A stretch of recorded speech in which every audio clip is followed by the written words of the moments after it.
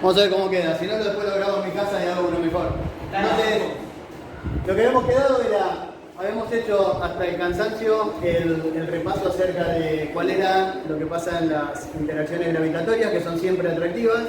Vimos dos objetos, por el solo hecho de tener masa, tienen una fuerza atractiva. La fuerza atractiva depende del producto de las masas, es inversamente proporcional al cuadrado de la distancia, multiplicado por una constante, que era la constante de gravitación universal, que sabemos que era 6,67 por 10 a la menos 11 newton por metro al cuadrado sobre kilogramo al cuadrado. Hicimos un montón de ejemplos, incluso calcular las aceleraciones tanto de la Tierra como de la Luna y de algún planeta. La segunda cosa que habíamos visto era la fuerza electrostática. Es decir, hay objetos que además de tener masa, tienen una cosa que se llama, una propiedad que se llama carga eléctrica. Por ejemplo, los electrones o los protones tienen carga eléctrica. Pero a diferencia de la masa, que la masa era única, no hay masa positiva o masa negativa, la carga, hay dos distintos tipos de carga.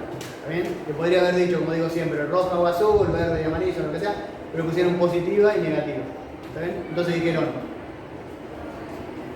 Coulomb hizo la ley de la fuerza electrostática. Dijo, dos cargas de igual signo se repelen y de signos opuestos se atraen. O sea, dos positivas se repelen, dos negativas se repelen, pero una positiva y una negativa se atraen. ¿Cómo es esa fuerza de atracción o de repulsión? Bueno, depende de cuánto sea la carga que tienen cada uno de esos objetos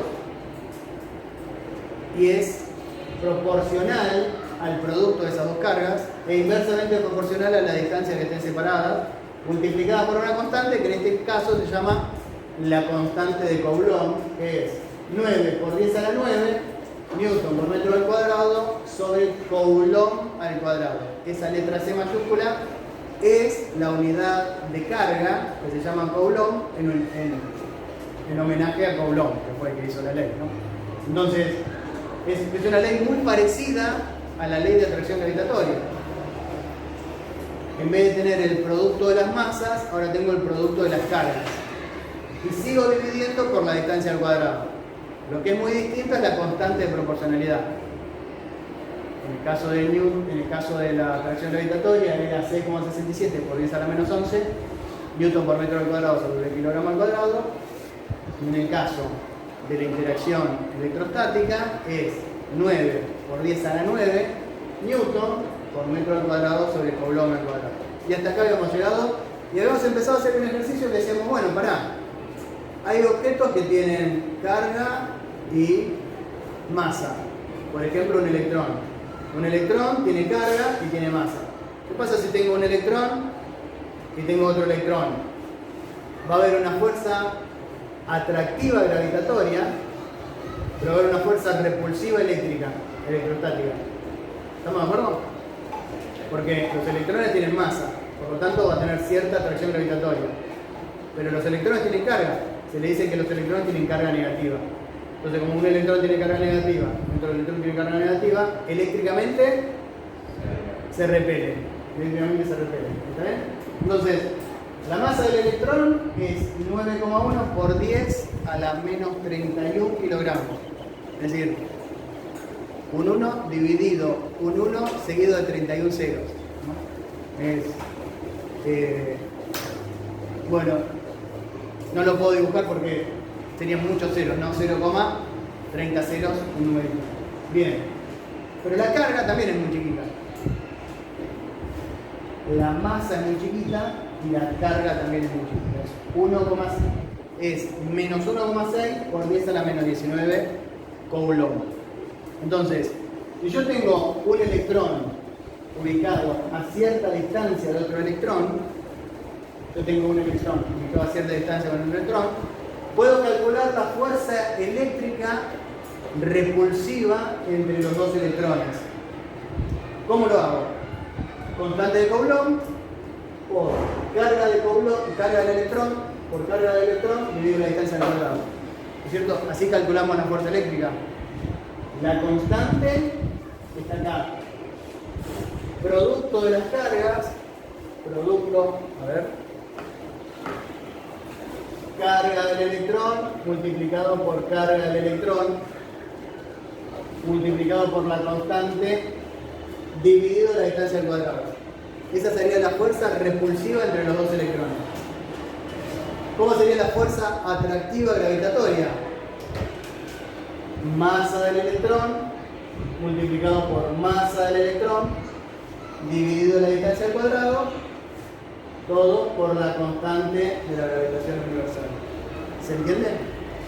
Ahora, un momentito. Supongamos que yo tengo,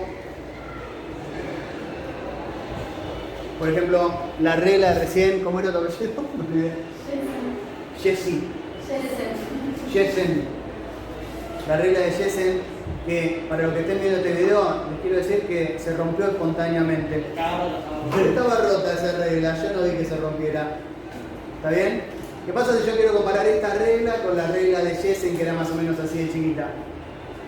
Lo que puedo hacer es decir, esto mide 30 centímetros.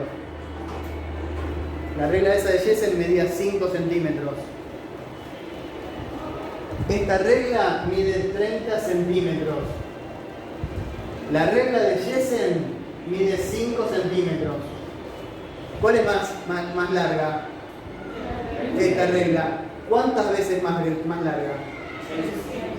¿Por qué? ¿Cómo hicieron? 30 centímetros dividido 5 centímetros y el resultado da 6. Porque esto se va con esto y me queda 6. O sea, esta regla es 6 veces esa regla. ¿Qué pasa si yo quiero comparar, qué sé yo, la masa de esta silla con la masa de un auto? Digo, un auto mediano y una masa de 1000 kilogramos. Y esta silla, supongamos, que son 10 kilogramos. ¿Cuánto más masivo es un auto que esta silla? 100 veces. Hice 1000 kilogramos dividido 100 kilogramos. Y el resultado me dio 100. ¿Ven que da un número? Estoy viendo cuánto más grande es una cosa respecto de otra en las mismas unidades. La regla es 6 veces más larga, esta regla es 6 veces más larga que esa reglita. Porque hice 30 centímetros, me dio 5 centímetros y me da un numerito. ¿Cuánto más masivo es un auto que esta silla? 100 veces. ¿Por qué? Hice 1000 kilogramos dividido 10 kilogramos y me dio 100. Lo que vamos a hacer ahora es calcular cuántas veces es más intensa la fuerza eléctrica entre dos electrones a cierta distancia y la fuerza gravitatoria entre dos electrones a esa misma distancia. Entonces, era el problema que teníamos pendiente, ¿no? Era el problema que teníamos pendiente. Este es el fin del repaso. ¿Está bien? Entonces lo que tenemos que hacer es esto dividido esto. ¿Qué esperamos que nos dé? ¿Un número con unidades o sin unidades? Sin unidades. Por ejemplo, si nos da el número 5, significa que la fuerza eléctrica es 5 veces más intensa que la fuerza gravitatoria. Si nos da el número 100, va a ser que la fuerza eléctrica es 100 veces más intensa que la fuerza gravitatoria. ¿Se entiende lo que vamos a hacer? Lo que vamos a hacer es algo de lo cual esperamos como resultado un número. Ese número nos va a dar cuán más intensa es la fuerza eléctrica que la fuerza gravitatoria. ¿Está bien? Entonces, nos vamos a tomar unos minutos para hacer esta cuenta. ¿Estamos? Vamos a terminar esto. Lo que habíamos dicho era que si queremos comparar dos cosas que son de la misma magnitud, por ejemplo, dos longitudes, lo que hacemos es dividirla. Decíamos, la regla de 30 centímetros es 6 veces la de 5, porque hacíamos 30 centímetros dividido 5 y nos da un numerito que nos da la diferencia de magnitud. Así, el auto era 100 veces más masivo que la silla. ¿Está bien? Entonces lo que vamos a hacer es, la fuerza eléctrica, llegar a un número, la fuerza gravitatoria, llegar a otro número y dividir una dividido la otra para ver cuánto más intensa es la fuerza eléctrica que la fuerza gravitatoria. Entonces, la fuerza eléctrica que hicimos, dijimos, estamos a cierta distancia, ¿no? Carga del electrón por carga del electrón, que es 1,6 por 10 a la menos 19 Coulomb, y ya está con eso, por la constante eléctrica, la constante de Coulomb, ¿cierto? Bien, entonces, lo primero que hacemos es Coulomb por Coulomb, es Coulomb al cuadrado, que se simplifica con este Coulomb al cuadrado. ¿Está bien? Entonces, la unidad que me va a quedar es Newton por metro al cuadrado. La unidad que me queda es Newton por metro al cuadrado. Después teníamos 9 por 1,6 por 1,6 es 23,04. Perfecto. 10 a la 9 por 10 a la menos 19 por 10 a la menos 19, menos 19. Menos 19 es menos 38. Más 9 es menos 29. O sea que el resultado de la fuerza eléctrica, la fuerza repulsiva eléctrica entre dos electrones ubicados a una distancia d, es 23,04 por 10 a la menos 29 newton por metro al cuadrado dividido la distancia al cuadrado. Ok. Y la fuerza gravitatoria, es decir, la fuerza atractiva, ¿cómo se calcula? Bueno, la constante de gravitación universal por la masa del electrón 1 por la masa del electrón 2 dividido la distancia al cuadrado. Se simplifica kilogramo por kilogramo con kilogramo al cuadrado. La unidad que nos queda es newton por metro al cuadrado, newton por metro al cuadrado. 6,67 por 9,1 por 9,1 es 552,3.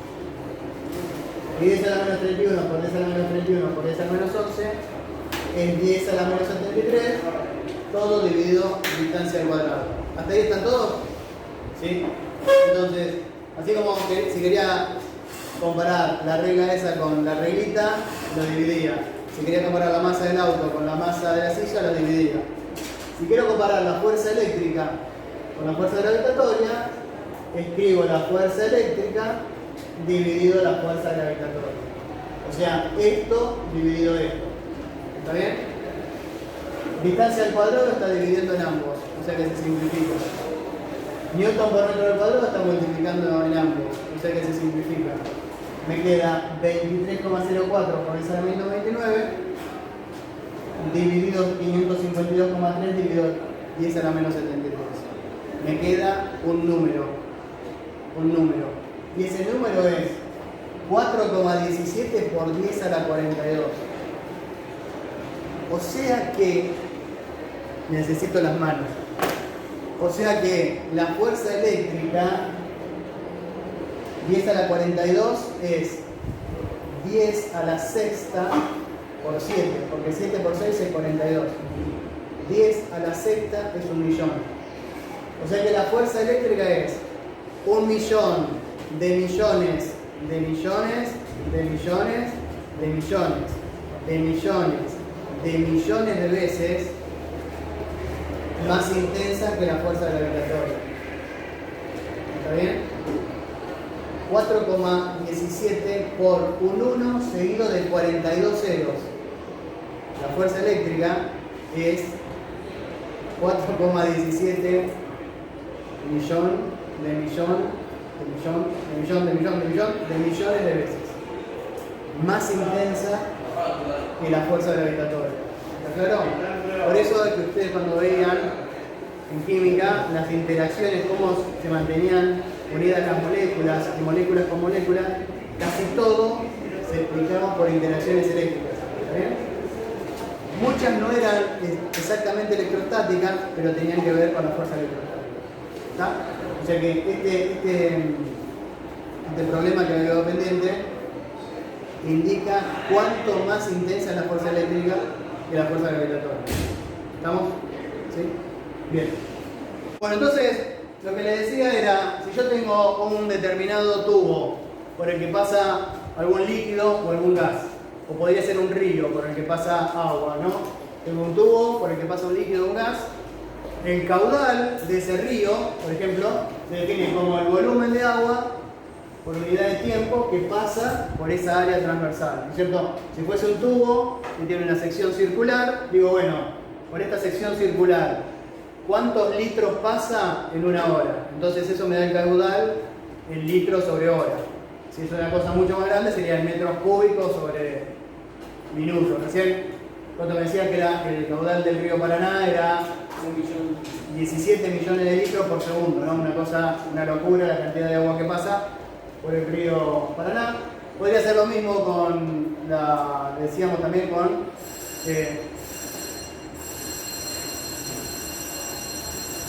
bueno, creo que hay que desalojar el edificio porque hay un incendio. ¿Siempre es normal que suene tanto así? Para mí que probablemente se desmayó alguien sobre él.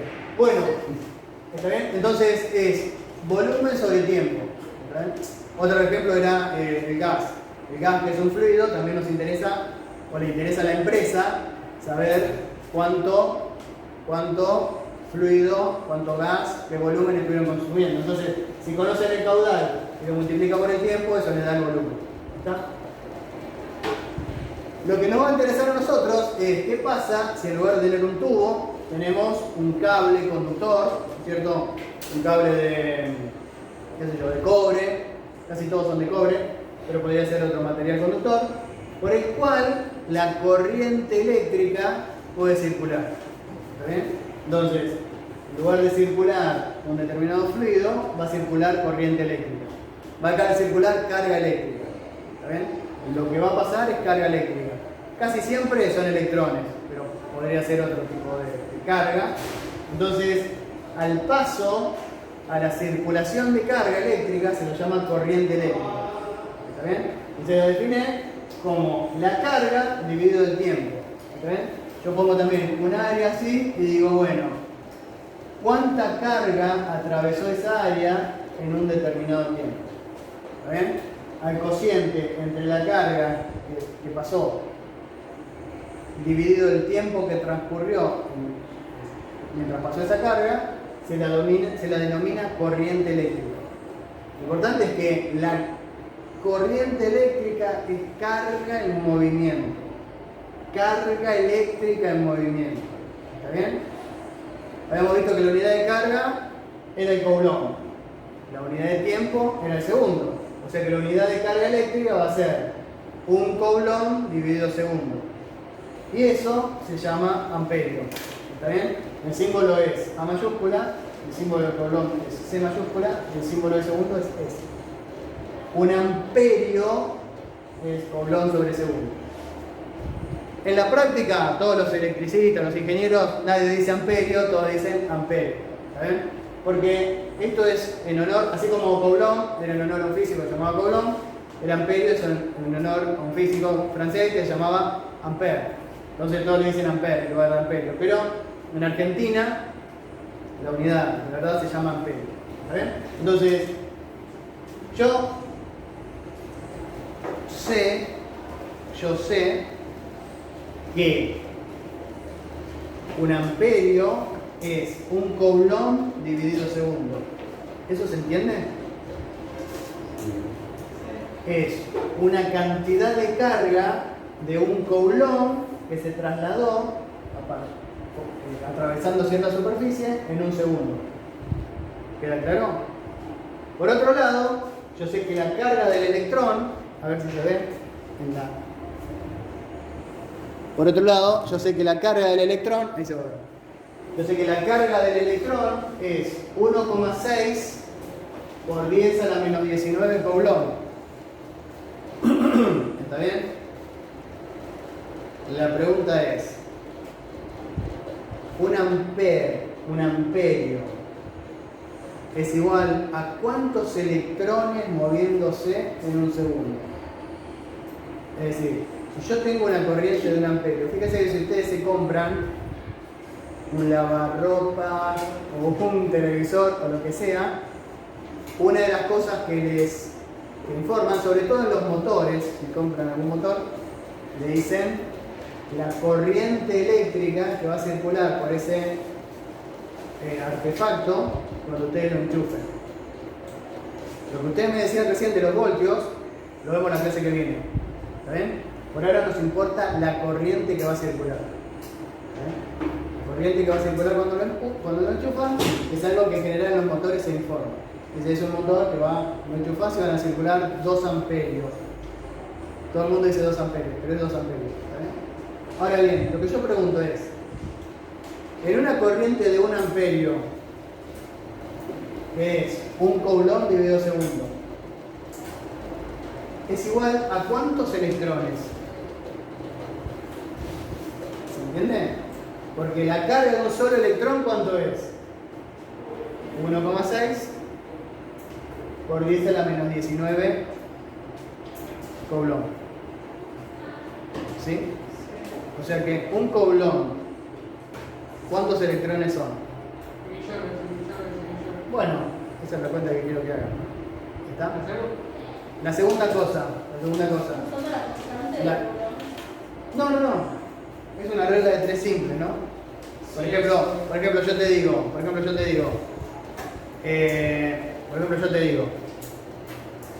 este borrador es 0,1 kilogramos. 0,1 kilogramos. En 1 kilo de borradores, ¿cuántos borradores hay? 10. ¿Está bien? Porque hiciste kilogramo dividido 0,1 te dio 10. ¿Está bien? Ahora yo te digo, un electrón es, no importa el signo para hacer esta cuenta, ¿no? Un electrón es 1,6 por 10 a la menos 19 coulomb. 1,6 por 10 a la menos 19 coulomb. ¿Cuántos electrones necesito para que la carga sea 1 coulomb? La regla de 3 simple, ¿no? ¿No te falta número? No. Si un electrón es 1,6 mil millonésimas de coulomb. Si yo tengo un coulomb, ¿cuántos electrones tengo? ¿Está bien? Van a ser del orden de los 1000 millones de electrones, ¿no? Es una cuantita que hay que hacer. Pero antes que la hagan, una cosa más. Se las dejo de tarea. Otra cosita más. Nosotros vimos que la fuerza eléctrica y la fuerza gravitatoria eran parecidas, ¿no? Eran muy parecidas. No, estaban mezcladas. No, eran muy parecidas en cuanto a cómo escribirlas. ¿Está bien? Eran proporcionales al producto de las masas o de las cargas, inversamente proporcional a la distancia al cuadrado. Después hay una constante. ¿Está bien? Entonces, si yo tengo una masa en la cercanía de un campo gravitatorio, ¿qué pasa? Claro. O sea, una masa se mueve si hay lo que se llama un potencial gravitatorio. Entonces, ¿qué les parece que vamos a necesitar para que se muevan las cargas? Para que se mueva una masa, necesito un potencial gravitatorio. Para que se mueva una carga, un potencial eléctrico. ¿Está bien? Un potencial eléctrico. Entonces, para que se muevan las cargas, necesito en los extremos del cable lo que se llama una diferencia de potencial eléctrico, y eso era lo que vos me decías. La diferencia de potencial eléctrico, el potencial eléctrico se mide en unidades que se llaman voltios. Así como la corriente se mide en amperios, la diferencia de potencial eléctrico, el potencial eléctrico se mide en voltios. Todos le dicen volts. Es en honor a otro físico, en este caso un físico italiano que se llamaba Volta. ¿Está bien? Entonces, los voltios o los volts sirven para medir el potencial eléctrico. Por ejemplo, si ustedes compran una pila de las comunes, entre un extremo y el otro de la pila hay una diferencia de potencial. Si es una pila de las comunes, es 1,5 volts. Es 1,5 volts. ¿Está bien? Si es una batería, esas que son cuadraditas, que tienen 2 salidas, 9 volts. Si es una de auto, No sé correcto. no, si es una de vuelta es de 12 volts. Casi todos los autos, ¿está bien? Ah, sí, que todas las entradas como para prender cigarrillos o conectar. Por ejemplo, ¿está bien? Entonces, lo que vamos a ver, lo que quiero que hagan es que calculen cuántos electrones tengo que juntar para tener una carga de un coulomb. Y la segunda que quiero que que les quede la idea es que, ok, la carga en movimiento se denomina corriente eléctrica. Pero para que haya carga en movimiento, es como si yo tuviera un tubo de agua. Si yo pongo un tubo de agua acá, el agua no corre. Necesito un tanque de agua para que haya una diferencia de potencial gravitatorio. Entonces como este potencial gravitatorio es mayor, el agua circula. Para que circule la carga eléctrica tiene que haber una diferencia de potencial eléctrico. Y eso lo podemos proveer, por ejemplo, con una pila. Si yo tengo un cable, no va a circular corriente por el cable, un cable disuelto. Pero si le conecto una pila, ahí va a circular. Este es el símbolo de una pila. Ahí va a circular corriente. ¿Está bien? Lo que vamos a estudiar es cómo se relaciona. Vamos a hacer algún experimento. ¿Está bien? Cómo se relaciona el potencial eléctrico con la circulación de carga. ¿Está bien? El potencial eléctrico con la corriente eléctrica. ¿Está bien? Bueno, eso lo vamos a dejar para la próxima clase. Sí. Como el estanque de agua, por ejemplo, que ahí Sí. se necesita la gravedad del potencial gravitatorio. Sí. Acá el eléctrico, ¿de dónde sale? Solo la electricidad tiene la fuerza como para hacer. ¿Cómo se genera ese potencial eléctrico? ¿Cómo es el mecanismo electroquímico para que en una pila entre un borde y el otro haya 1,5 volt? Es algo que no entra en la materia. ¿Está bien? Ahora, no solamente con una pila puedes obtener 1,5 volt. O sea, no sé si todos, probablemente los sorprendan con lo que les voy a decir, pero últimamente mucha gente tiene en su poder equipos de telefonía celular móvil. No sé si vieron alguno alguna vez, lo llaman celulares. ¿Alguien vio alguno? ¿Viste alguna vez uno? Bien, ¿vos tenés uno? No te puedo creer. No te puedo creer. ¿Y eso que tenés energía para siempre o cada tanto lo tenés que cargar? ¿Con qué? Con un cargador. Lo que te produce el cargador es una diferencia de potencial constante, de manera que la batería recargable del celular se carga a través de energía. ¿Está bien? Entonces, ese cargador produce una diferencia de potencial que creo que es 5 volts. ¿Está bien? Con esos 5 volts constantes se recarga la batería. ¿Está bien? Ahora, ese cargador no es igual que el proceso electroquímico de una pila. Ese cargador está enchufado a la red domiciliaria de electricidad. ¿Cómo funciona esa red domiciliaria de electricidad? Bueno, es un tema para más o menos después de la vacación de invierno. Eso todavía no lo vamos a ver. ¿Está bien? Pero bueno, tengan en mente que para que haya corriente eléctrica necesito una diferencia de potencial eléctrica. ¿Está bien? Y lo vemos en la clase que viene.